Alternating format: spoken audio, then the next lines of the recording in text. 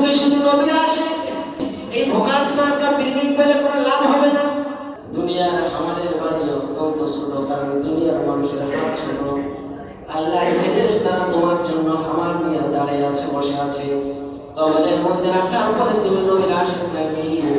তোমার আত্মীয় স্বজনরা যখন 40 কদম বের হয়ে চলে আসবে, 40 কদম পার হওয়ার পরে কবর থেকে 40 কদম দূরত্বে আসার পরে ওখানে তোমাকে বসানো হবে।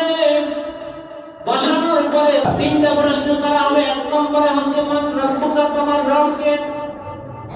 অর্থাৎ তোমার আল্লাহকে, তোমার সৃষ্টিকর্তাকে, তোমার মালিককে। যে রব্বি আল্লাহ, আমার আল্লাহ হচ্ছেন এমন যিনি হচ্ছেন মালিকি ইয়াউমিদ্দিন। সুবহানাল্লাহ। 2 নম্বর প্রশ্ন হচ্ছে আমার দিন, ওটা তোমার দিন, তোমার ধর্ম। প্রত্যেকটা গোত্রের প্রত্যেকটা মানুষের এক একটা ধর্ম আছে না? আছে। আপনার ধর্মের নাম হচ্ছে ইসলাম। কথা বলা ঠিক না? আপনার পাসপোর্টে লেখা আপনার ধর্মের নাম ইসলাম, কিন্তু আপনি নিজে ইসলামের হুকুম আহকাম মানেন না। আপনার স্ত্রীকে মানার জন্য বলেন না, আপনার পিতামাতাকে বলেন না, আপনার সন্তানদেরকে ইসলামের হুকুম মতো পরিচালনা করেন না। আপনি কবরে গিয়ে কি আপনার ধর্মের নাম যে ইসলাম, এটাকে আপনি বলার জন্য প্রস্তুত? মোটেই প্রস্তুত না।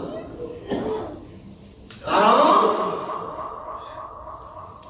আগের দিনে মানুষ আড়াইয়া ওড়না দিয়ে বডিতে ঢেকে রাখতো।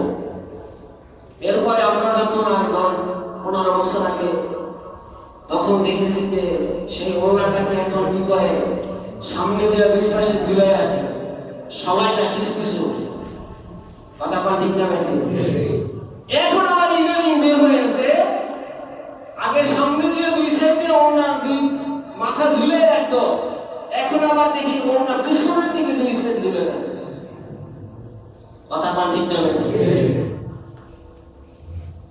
আপনার মেয়েকে আপনি নিয়ন্ত্রণ করতে পারছেন না, আপনার মেয়েকে আপনি স্বাধীনতা শিখাচ্ছেন না, আপনার মেয়েকে আপনি ইসলাম শিখাচ্ছেন না। আপনি কেমনে কবরে গিয়ে বলবেন যে আমার ধর্মের নাম ইসলাম? কি বলেন?